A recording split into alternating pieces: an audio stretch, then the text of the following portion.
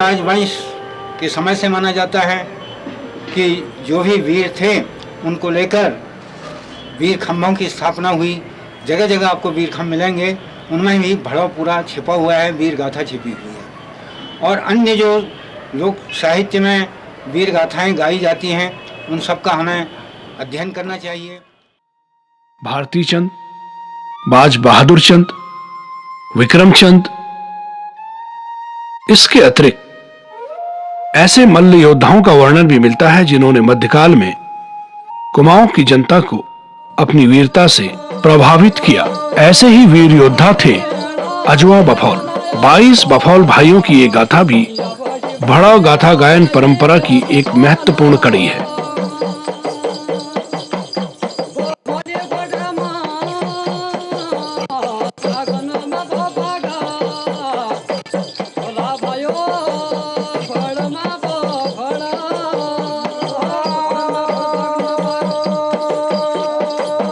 इस भड़ा गाथा गायन की विशेषता ये है कि इसमें बीच बीच में संवाद भी आते हैं और अभिनय की परंपरा भी, जिससे ये लोक नाट्य के काफी नजदीक आ जाता है।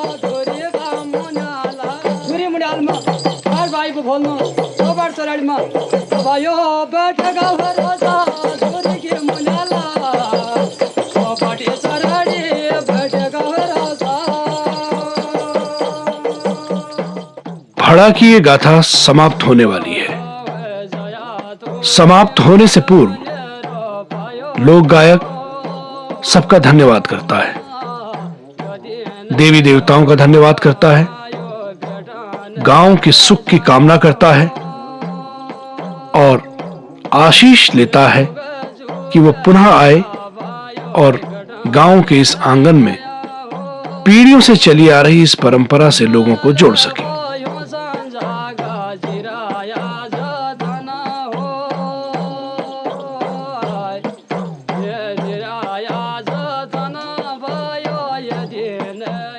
देवताओं से जुड़ना, धर्म के प्रति आस्था और परंपरा से लोक कला उस चरम सीमा पर पहुंच जाती है जहां भड़ा सिर्फ एक लोक परंपरा ही नहीं, जीवन के प्रति एक दृष्टि बन जाती है।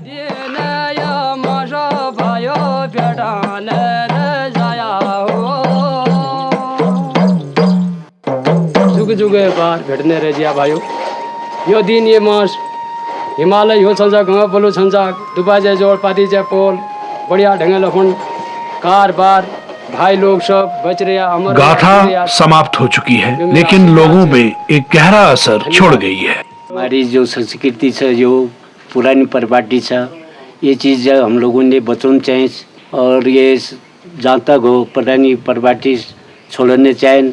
हमारी संस्कृति जो पहली पुरानी थी वो इससे और ले गया के बड़ों के, और जो हमारे पुराने खेल पढ़ाओ गाना बजाना जो संग पुराना हमारी परंपरा ये बड़ों चाहिए। इन चीज़ों की तय आगे गए खेल और लेके कोशिश करें चाहिए।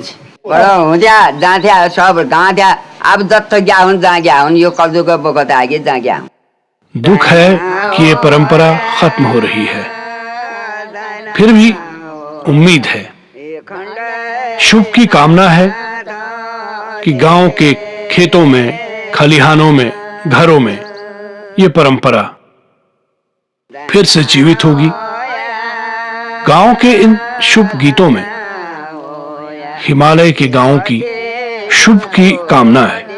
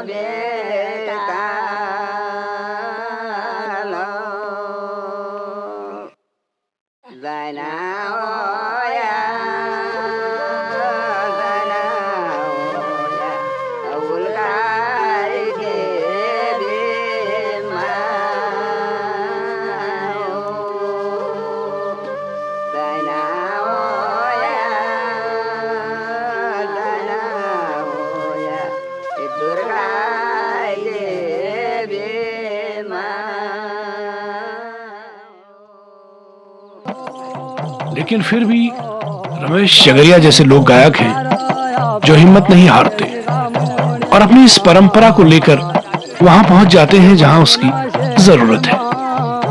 रोपाई हो रही है, निराई हो रही है, खेतों में काम हो रहा है और लोगों को उत्साह देने के लिए भड़ा का गायक लोगों के बीच में आ जाता है और फिर वो सुनाता है एक और वीर की गाथा जो कि लोगों को काम करने के लिए प्रेरित करती है।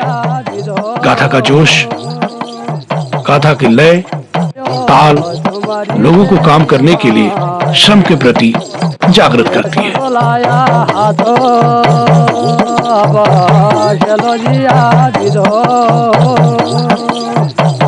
भड़ा गाथा परंपरा की एक विशेषता ये है कि ये स्वयं को श्रम से जोड़ देती है। भारतीय संस्कृति में लोक कलाएं श्रम से ही उत्पन्न हुई है। श्रम का उल्लास, थकान, शारीरिक श्रम करने वालों को लोक कलाओं से जोड़ देता है।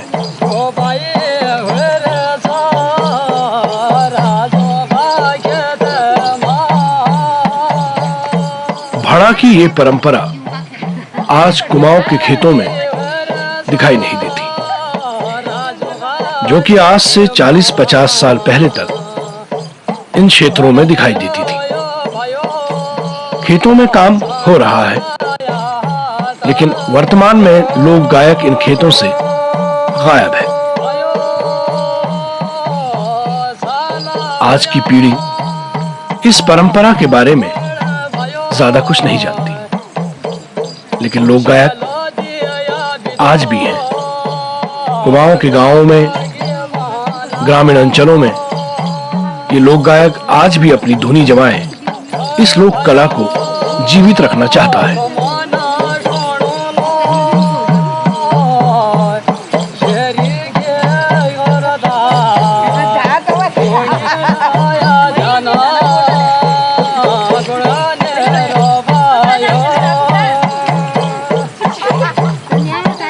कार्य समाप्त होता है।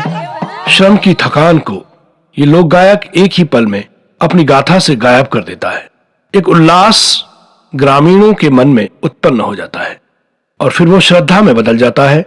यहां लोक कला एक तरह से उनके मानसिक उल्लास का कार्य करती है, जो कि मनोरंजन के अतिरिक्त उनकी देव भावना का हिस्सा है।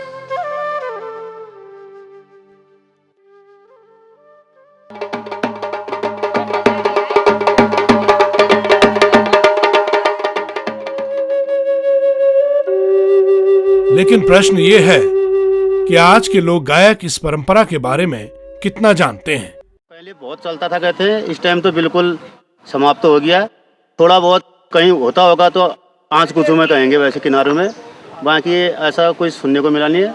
और ये पुरानी जो भी हमारी वीर गाथाएं हैं या प्रेम गाथाएं हैं जो भी हैं, इस पर अगर कोई संस्थान काम करे या कोई मतलब सरकार इस पर ध्यान दे तो शायद इसको बचाए रखने के लिए हम लोगों को भी मतलब काफ़ी कुछ मदद मिलेगी इसमें। हम लोग भी चाहते हैं कि इसको जिंदा रखें और आने वाली पीढ़ी, हमारे बच्चे तो क्या जानेंगे अगर हम लोग कुछ नहीं करेंगे। तो इसमें थोड़ा प्रयास है हमारा और इच्छा है कि अगर कोई संस्थान या कोई इसमें थोड़ा कदम उठाते तो हम लोग उसमें पूरा वो करते हैं। वीर गाथाएं जो सुनी है उसी में से गा लेते हैं। सुन गवालो मैं हरु हितराज समर सिंह को चेलो, सुन गवालो मैं हरु हितराज समर सिंह को चेलो, बड़ी खराबी है जली जो मैं रकम नहीं दे लो।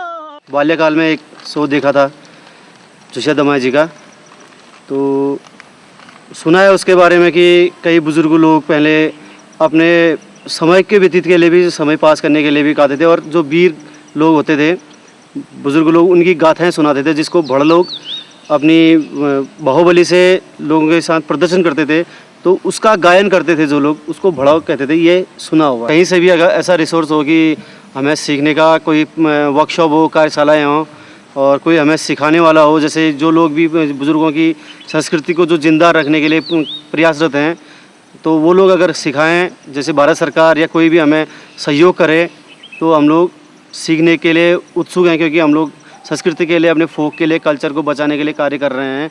और मैं तो एक उभरता हुआ छोटा सा लोक गायक हूँ जो अभी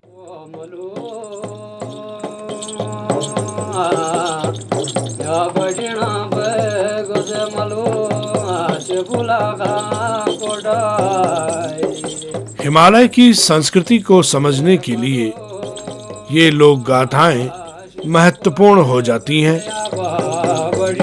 इन लोक गाथाओं में जहां एक तरफ इतिहास है, वहीं दूसरी तरफ संस्कृति के व्यापक फलक को देखने वाली दृष्टि है। पीढ़ी दर पीढ़ी इन लोक गाथाओं में अपना अपना दृष्टिकोण भी जुड़ता रहा है, लेकिन उसकी मूल कृति एक रही है।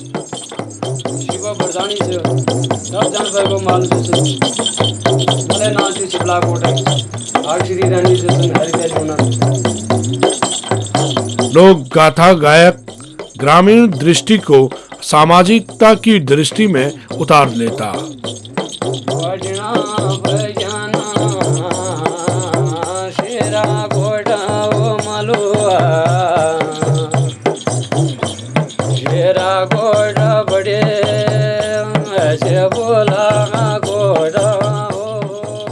आज आवश्यकता है लोक गाथाओं को अपने मूल रूप में संरक्षित करने की, उस ज्ञान को संरक्षित करने की जो पीढ़ी दर पीढ़ी हम तक पहुंचा है।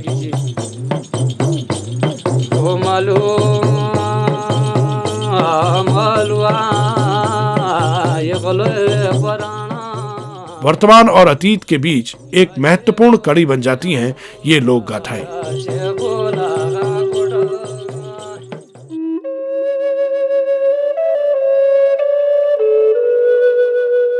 कुमाऊं हिमालय सदियों से भारतीय इतिहास के संदर्भ में एक महत्वपूर्ण स्थान रहा है।